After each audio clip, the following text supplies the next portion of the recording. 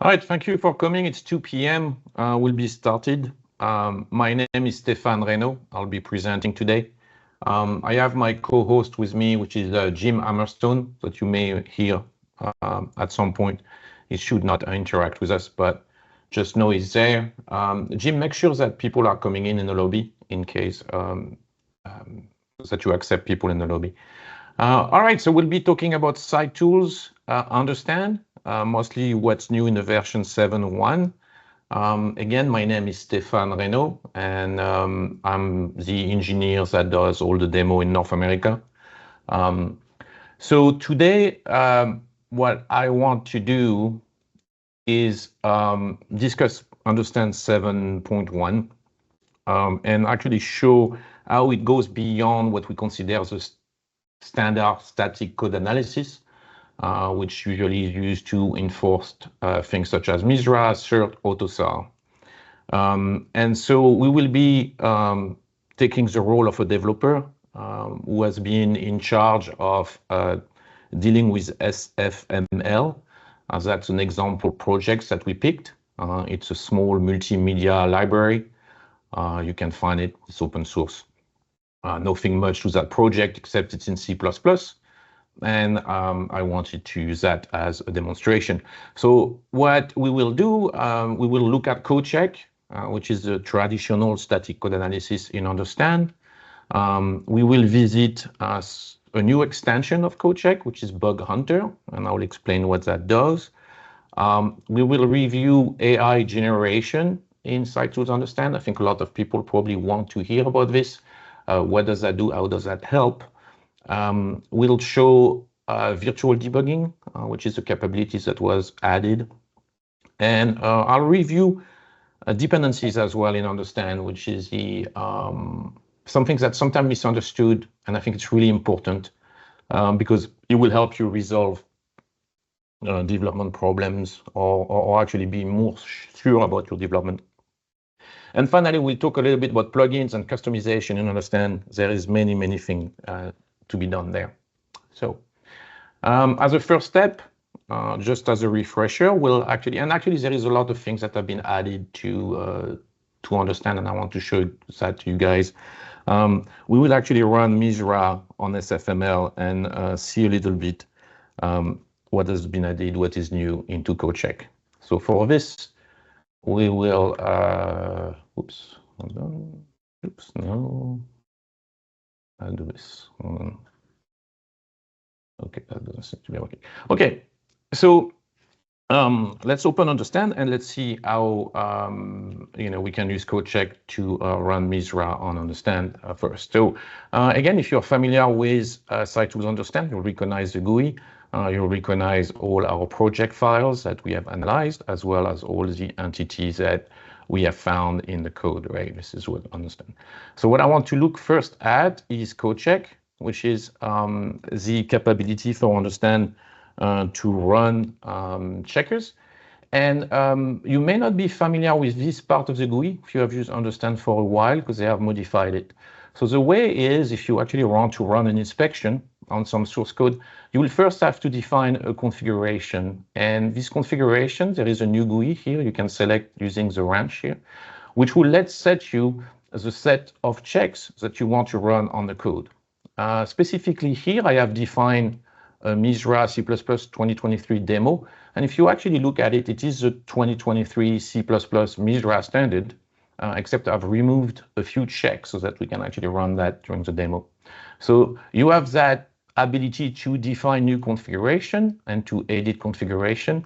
And what I find really attractive here now is that you have all the checks that are described, but you can also filter about what you want to use. For instance, I can say, okay, well, just show me the C++ 2023 check, and you can see those are just the 2023 check minus the one that I have not selected. And also you can filter by tag, so you can say unused, for instance. Oops, sorry. Oh, my keyboard just died. Hold on, apologies for this.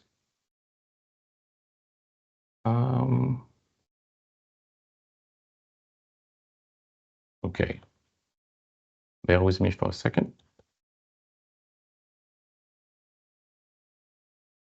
Okay, so see, I can type unused here, and then I can see, for instance, all the checks that relate to, unused thing in Misra C++ 2023. So there is a great way to actually define your taxonomy, define the rules you want to run. So this has been really improved in 7.1. Once you have defined your configuration, you would actually select it here, which is what you want to run. And the second thing, which is interesting about understand, you can limit the list of files to a subset of the files that you have on your project. For instance, you may decide not to run, Misra on your example or your test figure. So you can actually do that in understand by selecting where you want to run your checks. And in this specific case, we are doing a Misra validation example set, which is what I have defined for this demo. And those groups can be defined using the architecture in understand. So I have just basically decided to run this check on those examples. So I can select a specific set of files on which I run the inspection. In this case, we will run the inspection. And what you will notice is that, again, the GUI in 7.1 have changed for this. And you are going to get a line item here per run that you execute for that specific check. So it's going to take a little bit of time, but we are running the configuration. So now what you will have is you'll have the ability to go and have different views by which you can actually see the result. You can, of course, see the violation, all the different violations in the code, but you can also view the result by check, which tell you like every check and how many violations you have for each of the check. You can do same thing, a list of violation by file, which was already present in the tool, but this is done a little bit differently now. But two things that are quite new, especially if you are in this domain, is that you do have now a compliance report, which will let you create a PDF with a summary of what was done, with the coverage that was enabled, the set of violation, as well as the ignore. Of course, we don't have any ignore at the moment, but you can generate this report, which can be delivered in an HTML format like this, but you can also export this report to a PDF file if you wanted. So there is the idea of creating compliance report in understand now, and they are fully customizable if you use the Python API. So there is ways to fully customize those things. I will not go through this, but no, it is there. The second thing, which is that not many people know, close those things, is that if you go and you now have a little eye here, and the eye is interesting because when you actually click on that eye, see if I unclick and click, you will be able to see in the code the different violation. So you do see the violation directly in the code, which is something that has been added, and it's actually quite powerful. So, so you can see those violation in the code. Lastly, when you have run an inspection, you can set it up as a baseline, meaning that every single one of the errors that have been detected will actually be ignored for the next run. So I will set this up as a baseline, and you can see that now my demo Misra C++ 2023 has been baseline. So this is like the traditional static code analysis, right? This is the traditional ways of looking and running potentially a Misra on your code. But as developer, we have tasks that are different than just running this, right? And the question is, well, how is understand going to help me as a developer to deal with my task, my everyday task? And for this, we have created a little example where we'll become a developer, and we just got a message from our test department. And we did not get it by email. And to illustrate another functionality and understand, we have actually the message in our annotation. I don't know if you have used annotation in understand, but there's a way you can get a message or specific comment outside of the code for the code. And specifically here in our annotation, we have the test team left off a message. They said, hey, We believe this is responsible for a memory leak. Please investigate. So they map that command to that variable extension, and they are assuming that there is a memory leak here. So what can understand do to help us with this? By the way, the annotation, when you have a little message like that, they are actually stored into a JSON file that is part of your project and that you can easily share across team. So first thing we'll do, and I think like there's something in understand, which, this is like the best of understand, it's really that view information. So for extension here, I can go and look at where is first, extension used, because, now someone suspects there is a memory leak here. So, but where is it used? And I can see that all the reference all the reference, which is all the place where extension, everything is happening in vulkan.cpp. So obviously my problem must be happening here. And so I'm going to be in charge of finding potential memory leak in extension in vulkan.cpp. So, and that's where SciTools have added in Understand 7.1 a new feature which is called Bug Hunter. And Bug Hunter is an extension of the static code analysis as I just showed you, except it is based on the CLang or the Clang ASTs, which is the abstract syntax tree, right, created by the CLang compiler when the files are analyzed. And that lets you actually find more dynamic bug in your project. So let me illustrate this.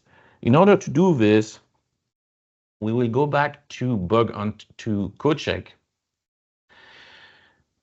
And in the configuration here, you will see that there is now Bug Hunter that was added. And then you will find all the usual culprit of all the problem you may have with code, right? Division by zero, memory leak, all those things. And so understand, we'll be able to check on those, and I'm going to show you how it does this. So for demo sake today, because I wanted the analysis to run in a limited time, I have created something, a configuration when I'm just running a dangling pointer on it. And I've created that configuration. So that's what we'll be running. We'll be running the demo memory leak. And we know that it's potentially happening in vulkan.cpp. So same thing, I have actually created an architecture to limit my analysis on vulkan.cpp and vulkan.h. So let's inspect this. And as you can see, you do have a different line for the execution here. And we did find one violation with that new check, which is happening here at line 2644. So we do have a memory leak happening here.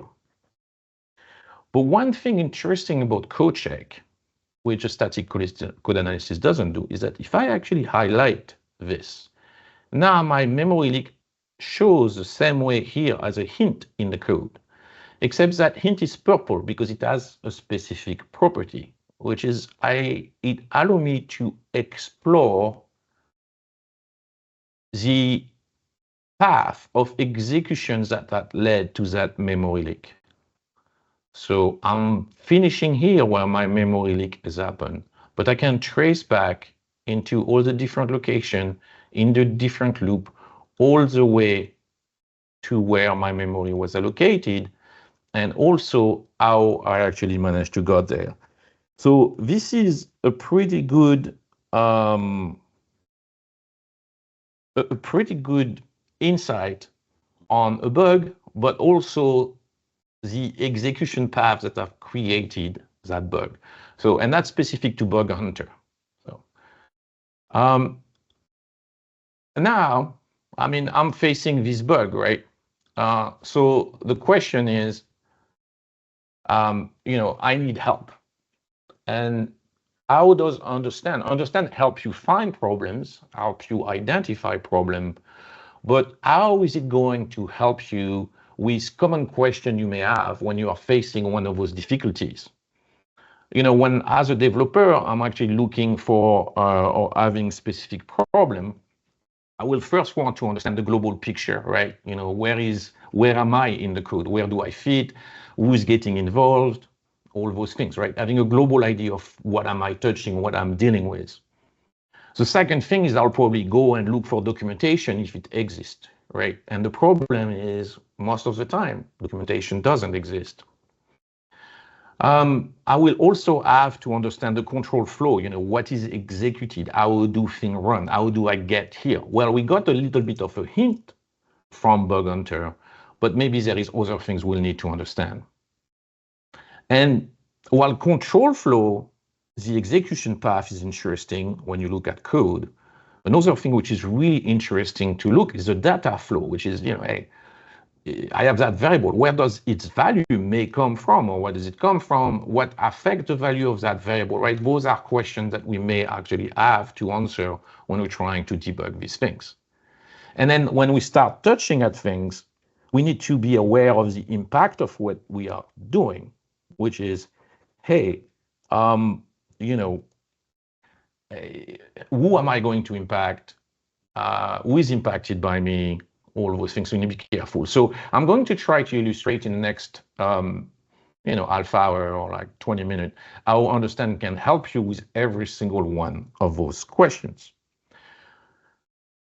So let's start with a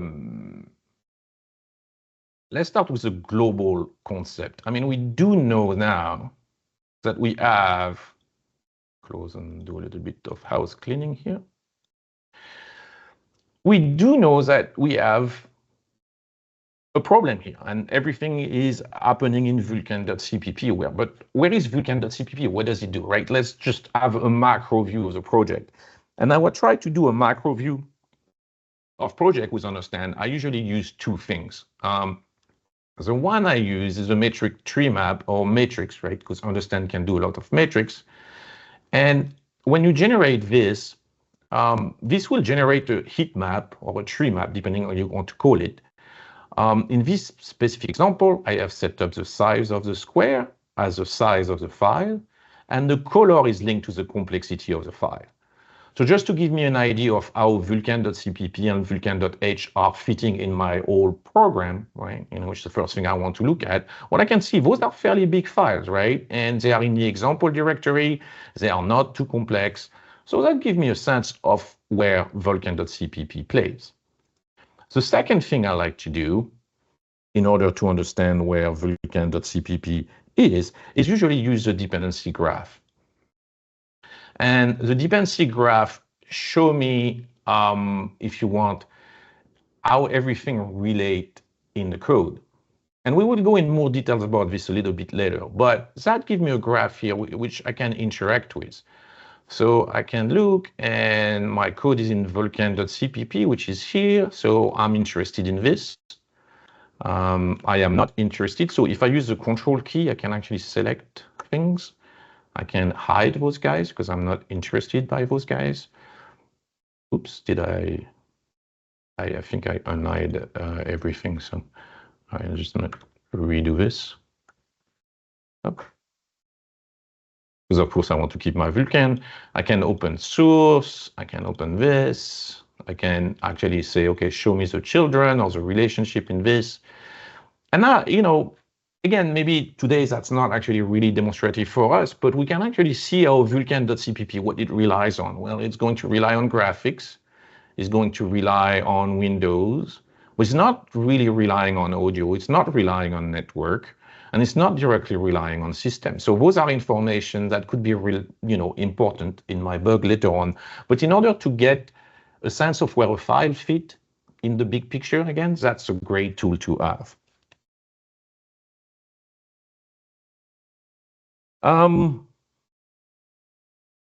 So now the next question is, after I have a sense of what my project look like, I start getting a sense or a feel for what my project is. Where is the documentation? How can I find the documentation? So if I specifically go about extension, or glad VK extension value, where can I find information? Well, it's somewhere, or I can go talk to someone.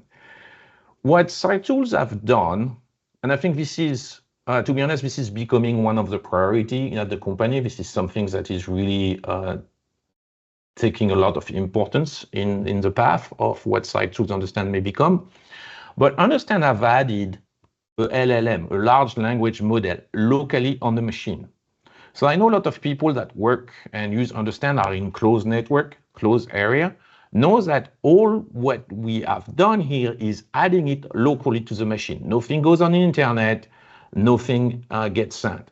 And Understand I've created the AI, AI documentation, AI generated documentation that is called AI Overview. And so all the text you will see in here is generated by that local language model, right? Which is actually a Llama model. And it will create an overview of the different items that you can click on. So if I click on this, I get an overview of that function. If I click on extension, I get an overview of the extension. But it also provides you some maintenance hint about what you need to be careful with extension. And of course, he said, well, there's memory allocation, outdated memory management, potential memory leak, right? It gives you the risk. Well, the risk is, of course, all the risk we have with a memory allocation here, and as well as usage. So if you actually go click on GladVK filing extension, it actually find, or try to define documentation on how to use something. So for every single item in the code, you can get an AI overview or AI usage on what that element is. So a few questions, right, would be like, well, how long does it take? So I do have a GPU on that machine. So hold on. I don't exactly know. Okay, maybe I do this. Okay. Maybe that's not the best example. Hold on. And there is a refresh button, but it is, for some reason, I don't.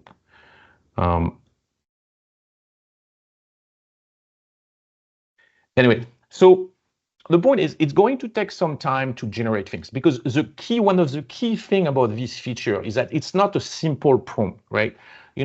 Understand the tool is actually using some of the data it knows about something, such as the structure, with calling, all those things, and it actually inject a prompt which is really smart, and that's where actually the secret sauce is, if you want. He inject that in the LLM, and then it will create the documentation. You can do that if you have a GPU on your machine. You can actually do it locally. But if you don't have a GPU, you can run this UND AI prompt maintenance, prompt overview, prompt risk, prompt usage. So you can actually have a machine that will overnight run and create all that documentation for you.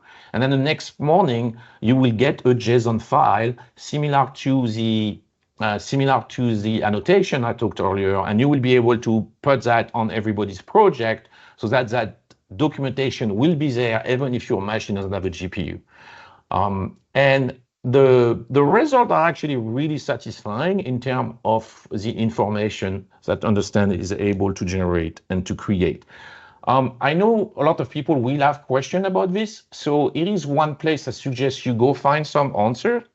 If you go to support.scitools.com, right, support.scitools.com, and you look for AI in the search, you will have the Understand AI page here, which is quite valuable, and there is all the information you need to know about running, specification, what does it take, all those things, right? And also how to turn it off if your machine has a small GPU and it takes too much time. I mean, one of the easy things to turn it off, you just close the AI overview window, and then it will actually close. But again, this is where we are at, and please send us feedback about if you have ideas or things you would like to see on this. As I said, this is becoming critical. We have such a great feedback from this, potentially to like, even if you are in the process of starting a documentation of your code, this is a great tool to do.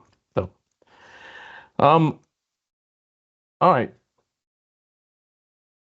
So we were talking about having an overview, about getting the documentation that doesn't exist, that now we can generate. Now, another thing which is really important is looking at control flow, right? And the execution in the code. So I think you're all familiar with the butterfly graph, right? Which lets you know this function, where does it fit in terms of the control flow, which is where it's being called from, where it's called, or what is calling. I want to just point out that there is variant here. And you may want to look at the cluster one. The cluster one is interesting because when you use the cluster one, you can, if you right click here, you can aggregate node by, and you can say directory structure file. For instance, I can do by file. And then when I have a call tree like that, it's actually showing me the function, how does it get called, but also what file I'm going into, which gives you a lot more insight in terms of understanding where is that call tree leading you or where you are coming from, right? So really important to see this. So I do see there is a chat. Okay. All right. So this is quite important, the call tree. Not that as well, don't forget that, you know, this shows one layer of call, but if you want the call that are made from the function you call, remember you can do call def, you can increase that, so I can actually go deep down here. Now you see function pointer here actually, and then same thing for the call by def, you can actually change the thing. Know that as well, you know, you can do that on a function like this, but another thing that people have a tendency to forget is that you can actually do it on the file. So I can go and I can do a call and call by on the file itself, which now show me, you know, outside of my big file here, where am I calling, what file am I calling, and where I'm calling from. So know that you can do this as well. And here they have a variant which I really love and I find super interesting when you're trying to understand the structure of the code, is that if you switch to internal, see, I have the internal of the vulkan.cpp file, which is, you know, there is a main, it's calling into a class that then is going to call those function, and you can explore this, and you can even view like how the class is structured. So this is actually quite super interesting when you do those call tree within a class or within a file, because for documentation, this is sometimes when you want to create, right? So this has to do with call tree. Oh yeah, one last thing, and I think that's something that is just added. And again, something we will probably want to get some of your feedback if it's possible, where if you look at this function, you do have the ability to do a remote debugging on it. So there's a little button here, which is Start Virtual Debugger. And what the virtual debugger lets you do is really, you know, if you, how would you say to your colleague today, hey, follow this flow in this function, this is how the problem work, right? How am I going to tell Jim here, oh yeah, you have to go 4 forward, 2 left, 1 down, you know, it's just crazy. So here with virtual debugger, you can actually simulate your execution by going down, going in the loop, you know, going up the loop. And I can actually go and do those things. And as I do this, it's actually creating a path of what I have done. And I can copy that path to people and I can send it as a documentation or something, right? And so you have the virtual debugger. But again, is that a feature that's interesting to you guys? Is that something that you think you can use? Is there something that's missing that would actually make it a little bit more valuable to you? Again, feel free to send us feedback. Just a tangent, I have seen that some people are actually asking some question on the chat. I will reply at the end of the call. If you stay with us, I will reply to your question, no problem. But I will probably just follow my flow for now. So, but feel free to type question and I will address them at the end of the call. Okay, so we have looked at our vulkan.cpp, how it fit in a project. We got some documentation of our extension there that has a memory leak. We have actually looking at the control flow, how I can actually figure out how a function plays with the other. But there is another graph that a lot of people are not even aware of, which is really important, which helps with the data flow. So this extension here, right, we are actually freeing extension of I, right? We're freeing a lot of them, right? And why do we have a memory leak here? Well, what we can do is understand, there's a new graph, which I love, which is the variable tracker. And so the variable tracker is not something many people are aware of. But what it does, it shows where does a variable can get its value from. And so right now what it's showing us is just extension is set to null here. So if you actually click on extension here, you'll get the entity. But if you click a little bit outside of it, you'll have go to source. And if I click go to source, it actually jump here, and it actually did jump here, and it showed me that it's null, right? So that's where extension got its value from. But extension must get its value from somewhere else, right? And you can actually see extension here is being passed to a bunch of function here. So how come that graph doesn't show it? Well, it's because I don't have that thing, assign reference enabled. But as soon as I do this, you are going to start seeing a graph, which is quite interesting. Because now you can see that extension, yes, it's getting its value from extension is equal null. But at some point, it is passed as a reference or a pointer to something called out extension. Well, out extension, okay, where is out extension? So I can go to edit definition, and then it's going to show me, it's actually see a pointer to this thing. Oh, out extension, okay. So it is passed by reference to out extension, which itself gets its value from something else named extension, okay? And that's not the same extension, right? So if you actually look, this is the extension which is defined here, right? This is a different one. And then that extension is getting its value from, oh, an allocation here, and then sub-allocation here and sub-allocation here. And for every one of those pieces of code, I can see that this was impacted by this function, by this method, by this thing. But in this specific case, what that showed me is that extension was allocated first as a big memory, and then it seems like every single extension with an index was allocated something. So obviously here, I start having a feel for what may be going wrong, which is that, you know, my extension, while I free every single one of them, I may forget to free extension. And so this is like, actually, this is a bug, right? You forget to free extension. I mean, you don't really have to understand this, but what I want you to remember is that whenever you select a variable, you have that graph, which is a variable tracker that really lets you see the impact. And if you are going to go all the way to that variable tracker, you can actually go back to the full program. So it's actually quite a powerful thing in the sense of finding what the bug was, right? So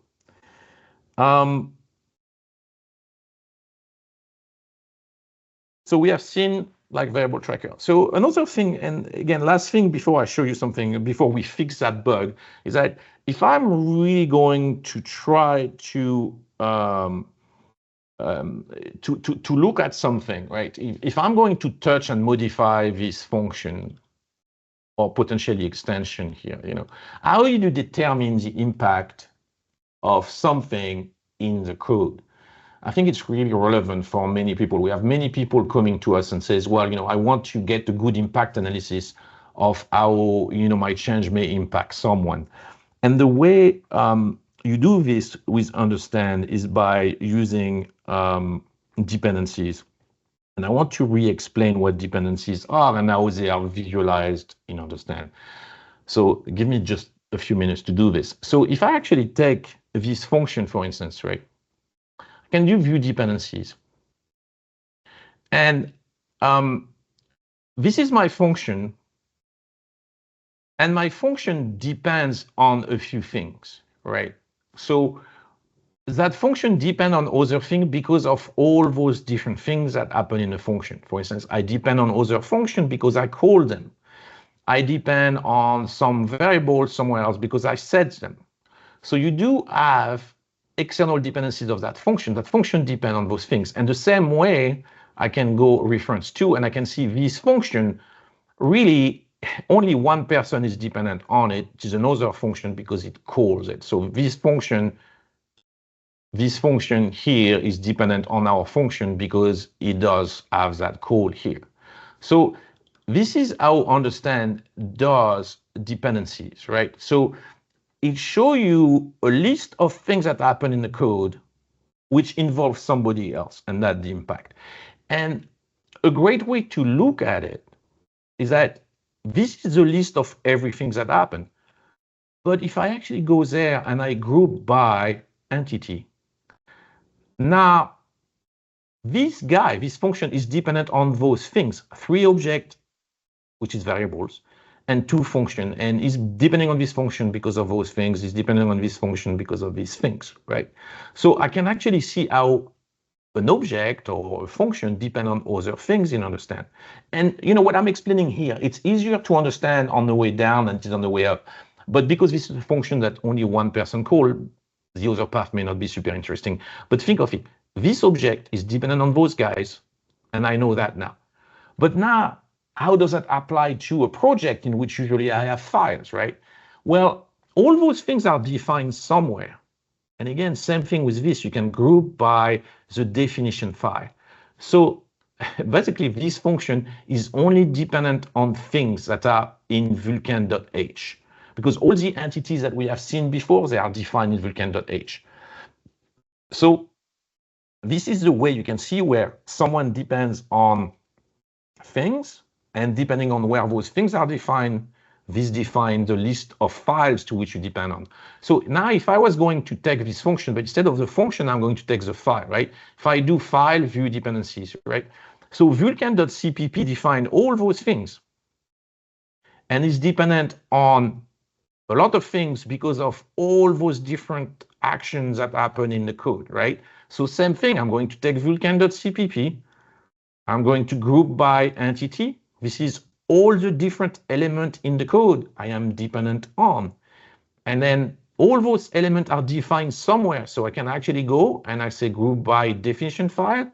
And now this is vulkan.cpp is dependent on all those files because those files define things that are related to. And similarly, you can actually go and you can go group by even the directory structure. And now I can start seeing even in my directory structure what I am dependent on. So remember when I did graph, dependency graph by directory structure at the beginning, and we did this, and then we selected Vulkan, and then let's remove what we don't need again. Oops, sorry.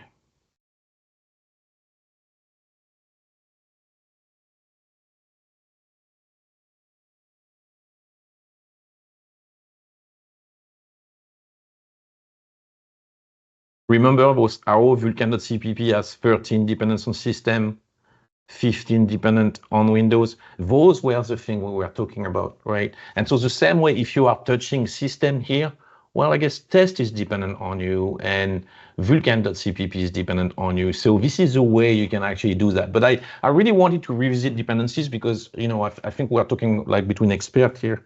And I think it's really important to understand that because when you're actually looking at modifying code and the code change and the code you want to change, this is where understand become really, really powerful. Anyway, we'll revisit that later a little bit on. So, oh, okay. Sorry, I'm not there yet.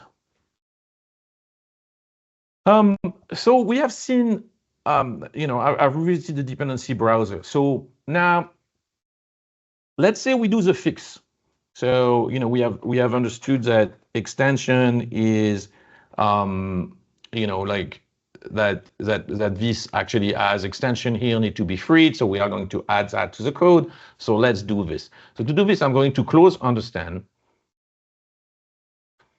And then I'm going to check the new version of the code, which is a fix, right? And I think it's called demo v5 fix 2. So this is the new tag by which the fix have been implemented.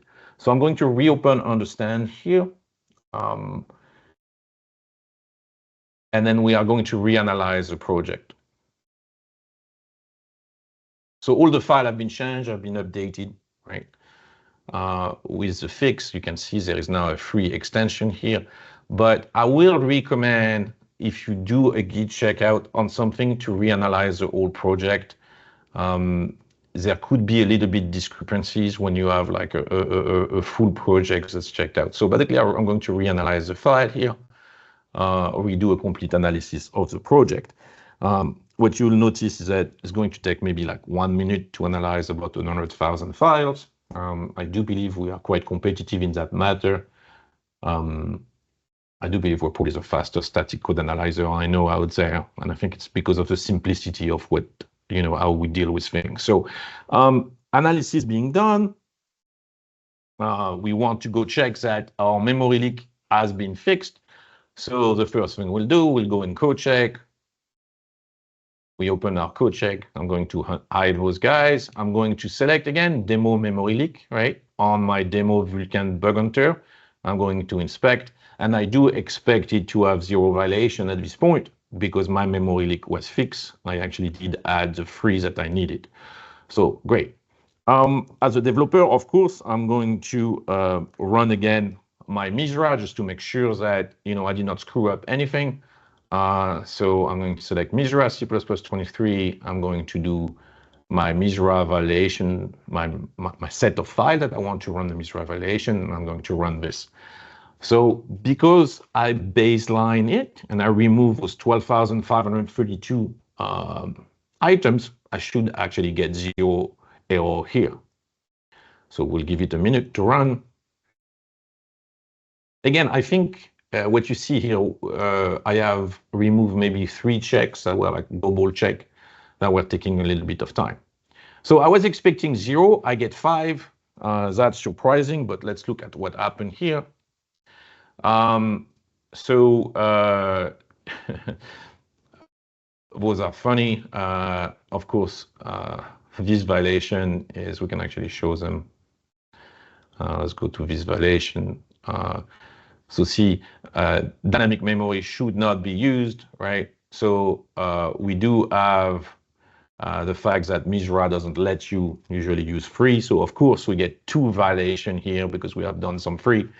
So we have 2 checks that are actually saying, hey, dynamic memory should not be used. Free is one of the functions that's not allowed. So I guess that would be as expected.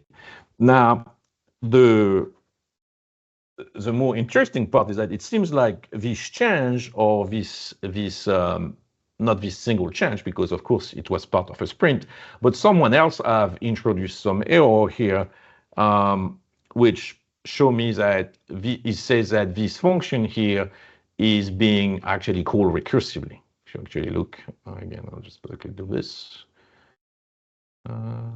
Oops.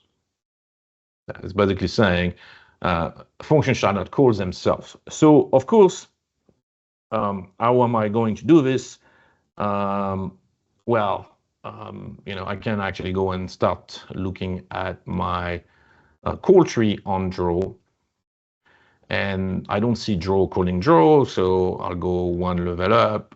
I still don't see something calling draw, and then I go 1 level up. And then I'm really starting to get something quite complex where, I may or may not be having an obvious view of what's going on. So there is a better way of doing this. Well, my first thing would be, okay, well, somebody changed something. So I'm going to look at my Git history and try to see what the change is, right? So, so I'm going to do a Git diff. I do believe it's that between demo v5 start and demo v5 fix 2. So basically that is going to give me the statistic of what I've changed between the previous version that we had, where we had no error, and the current error where we have that recursive thing. Oops, obviously I did something wrong. And I do believe it's dash dash, if I'm correct. Yeah. Basically, those are the stat of everything that have changed. So it seems like 415 files have changed, about 11,613 in session. So basically going using Git here is going to be a little bit of a problem. So I know you guys can talk, but question is, right, what would you do? I mean, what's your next best guess about, like, the call tree is way too complex, it's way too many changes, stuff like that. So luckily, again, understand as a feature which lets you compare different projects, which is going to come really, really handy here. And I think some of you may have never, ever heard about this. So if you look at the compare menu in Understand, you do have the idea of a comparison project.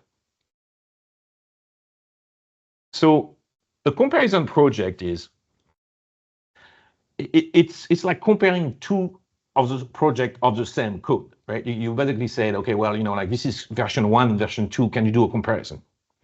But there is a quick trick that you can do is you can create a comparison project on the current file, on the current project you have, but for a different tag or a different revision. So right now we are at demo v5 fix 2, right? This is where we are, right? We did the git checkout on that. But I'm going to say, okay, well, create me the same project that I have, except the file, use the one that were in demo v5 start. So it's going to do this. I'm going to create the project, and it's going to analyze it. So it's basically automatically creating a project at a different revision. And if you look at the file by itself, so if you look at the project again, you can see that Understand is creating another UND directory here, another file. So he has created a separate project that then is being used to compare, right? So it's created in the same directory. So right now, what you see when you're saying analysis is just like if I had opened the other project, analyze it, and now my comparison is ready. And that gives me access to tool I never had before. So remember, I need to try to look at draw here, and I need to see, okay, what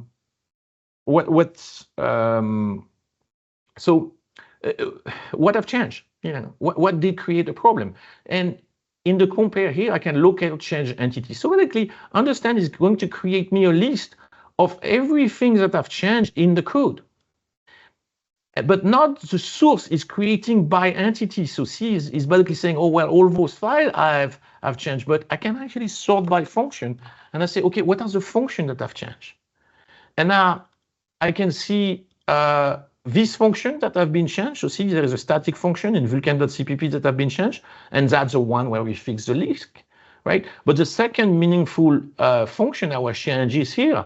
There is a call to draw that were added in this file. So here you go, my culprit is here. This is the change that created my problem, right? So in 2 minutes, I was able to find it using the change entity. Another thing which is kind of like another alternative route by which we could have gone was that if I was going to go and take draw, and remember when we did the call tree, and we could not find, remember we had the classic call tree, which was, actually we had the simplified one, we had that call tree, and we tried to go this route. But look, now they have a compare call tree. And if I do, let's say level, okay, 3 level, let's just put that. And let me hide the thing here. But if you look at this, you can see draw have changed, because it's like highlighted, and then if I look in that code, I'm looking for other places where things have changed. Oh, look, setup swap change. See how it's becoming like it's thicker? So it actually shows me that this function have changed, and I can actually see the difference here, right? It shows me the difference. So this function has changed. And look, there is even this arrow here, which is green, and green means that it has been added, right? So I was able to, I can go get a graph like this, but I can see what have changed between version 1 and version 2 and what actually caused that specific problem. So this is called the comparison feature in Understand. It's actually quite super powerful. And when you mix it, especially if you have a Git repository, with the ability to go and do Git checkout like that, and like different, I mean, put like revision or take a different tag and compare those two projects. It's actually quite super powerful project, super powerful. So, all right, so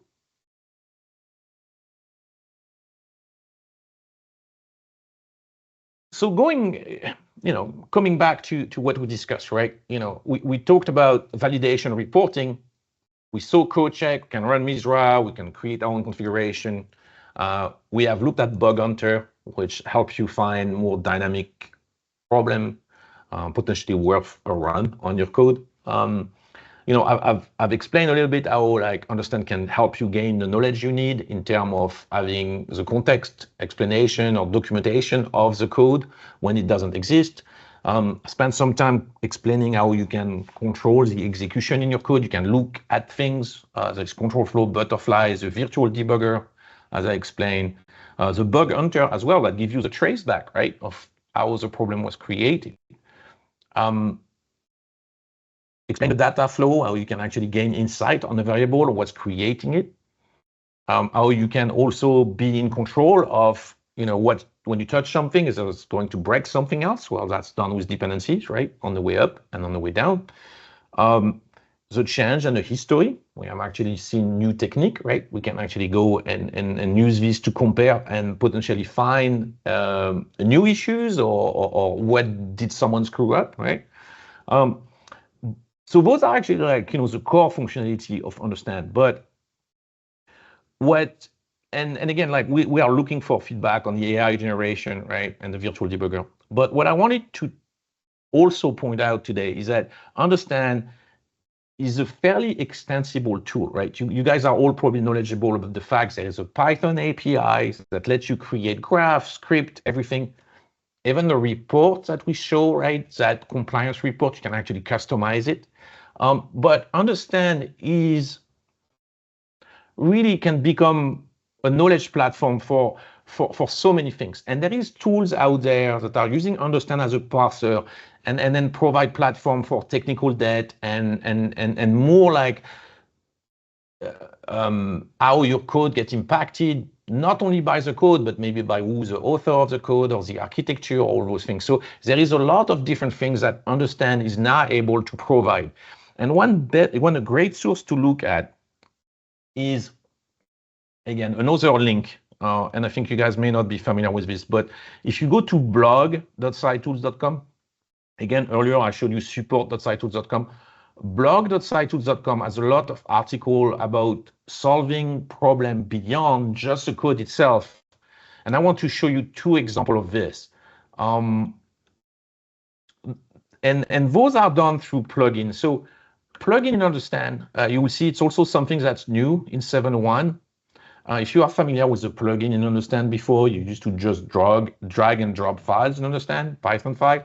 You can still do the same, but there is plenty of plugins that are being created and are being introduced in Understand. And one of the interesting one is they have a Git solution. And same thing, those plugins, you can search them through the GUI, through a similar GUI from the code checks that we have. But I just want to present you just an article that one of the developer I've worked on, which is the impact of especially if you have a Git repo and you have author and things like that, how Understand you can create different plugins to give you the author of a file or how a file relate to something. So I have enabled Git author here. I have enabled Git commit coupling. So for instance, Understand as those custom script now that let you, like for instance, vulkan.cpp, right? I can run that interactive report, which is a GIF author, for instance, and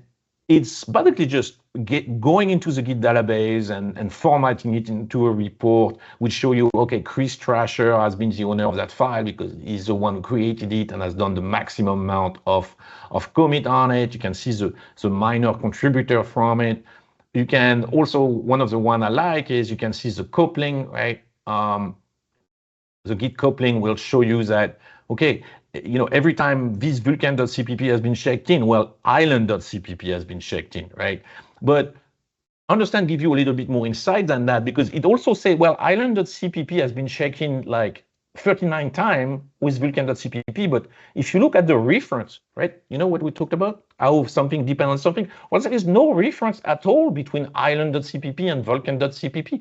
So why would those will be checked in at the same time, right? Well, of course, if you go to this guy and you do a git author, well, you'll realize that Chris Trasher is the main author of that file.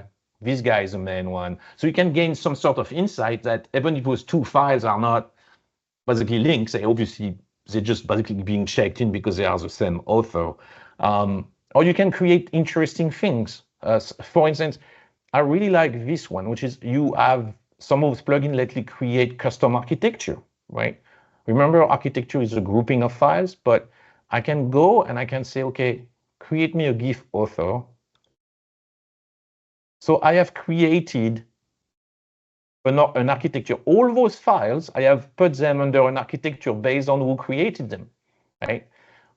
And what's interesting with this is you can marry that with a lot of the power of understand. So one of the one I really like is you can go do a graph, dependency graph by GIF author now. So what that one does show you is there is file in there, there's file in there, and how many relationship basically, or how many of those files are dependent on files that this guy is the author for. So that gives you kind of a picture of the team here, where you can see who is, who's working with somebody else. So for instance, Chris Trasher is working with Ricardo, right? Obviously those guys must communicate because they have a two-way dependencies here. Same thing for this guy, right? And you can see Chris Trasher looks like he's in the middle of the grouping. So it has like a fairly good, this is definitely the central guy in your team, right? So you can gain insight like that with understand, which yes, Git will allow you to group things by author, but you will never be able to generate a diagram like that where you also have how the work of someone depend on the work of somebody else. Similarly, like, we have people that come and ask us for, hey, my code is so complex, I don't understand how it's structured. Well, again, if you go to blog.SciTools, you'll find that article from Harvard that explain a little bit on how you can organize code based on how files depend on files. So the idea is if you take a piece of code, you can grade that code with a VFI number and a VFO number. A VFO number will be basically simplified as how many files are dependent on me. A VFI is how many files depend on me. And then if you try to group a source code in 4 different blocks, which is core, periphery, control, and shared, based on if they have a high VFI or a low VFO. So basically the core of your software will be the one that have a lot of people depending on it, and a lot of people and you are depending on a lot of people. That's your core. Your periphery is whoever is not really dependent by anybody or doesn't depend much on everything. So they are just those files that live on themselves. The control are the one on the top of the tree, right? They depend on a lot of people, but they don't depend on many people. And the shared are at the bottom of the tree. So understand, let you run a little Python script that actually run that analysis. And it's really interesting when you actually run it on this project, because again, same thing, I can create the visibility matrix. And then it's going to create that hierarchical with central, control, periphery. And when you do a graph, dependency graph by visibility matrix, you will actually notice that understand is exactly doing this, right? The control is depend on everybody else. So central depend on, is dependent by people and depend on people, and periphery is lightweight number of dependencies, right? But this validate your project is well architecture if you actually go and do the metrics, right? This time I do that with my visibility matrix. So see, I can see my control, my shared, my central, and my periphery, there's just one big file here, which is problematic. But if you actually leave those 4 groups are actually well balanced, so that shows me that it's a fairly healthy project in terms of architecture. Again, you may want to read that article. It's really interesting. All of this is on blog.scitools.com, but know that there is many extensions you can use to create things to understand. So again, look, I'm going to take time to answer the question, but I want to finish with this. If you have question trials, if you want the recording, if you want more details on anything, please feel free to reach out. So we have a team in the US. It's us.sales@emenda.com. If you want to reach me directly, stefan.reno@emenda.com. I think most of you have received an email from me for the invitation. Or you can also send stefan@scitools.com. So think of it as Stephanie@scitools.com and remove the I, and you'll see me. If you are in France, in China, or in other place, you also have different address that will be in order to get evaluation or answer any questions that you have. I actually do look like this guy as well, if you ever met me. So anyway, thank you very much for today. I hope that shows a lot of the new feature in Understand 7.1. I will take question one after the other, and I will reply to this. But if you need to go now, I understand we are on top of the hour, and I thank you very much for your time here, especially before the big weekend. So happy 4th of July, and we'll talk soon, I hope. So, all right.